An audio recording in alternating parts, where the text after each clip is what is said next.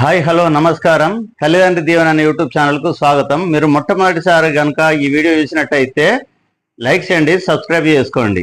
తల్లిదండ్రులు తమ కుమారుల కుమార్తె భవిష్యత్తుల విషయంలో కష్టమైన బాధ అయినా వాళ్ళు భరిస్తూ భవిష్యత్తు జీవితం కొరకు వాళ్ళు ఎంతో మన కొరకు కష్టపడి కరిగిపోతూ నలిగిపోతూ మన భవిష్యత్తులో బాగుండాలని చెప్పి మీరు ఎవరి కొరకు బతుకుతున్నారంటే నా పిల్లల కొరకే బతుకుతున్నామనే ఒక ఆశతోటి బతుకుతున్నటువంటి తల్లిదండ్రులను ఈరోజు మనం ఏ రీతిగా చూసుకుంటున్నాం.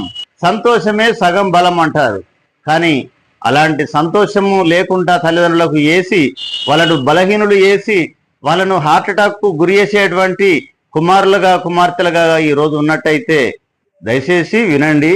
తల్లిదండ్రులను సంతోషపెట్టండి. వాళ్ళను బలహీనులు వేసి వాళ్ళ ప్రాణాలతో ఆడుకోవద్దని నా యొక్క చిన్న మనవి.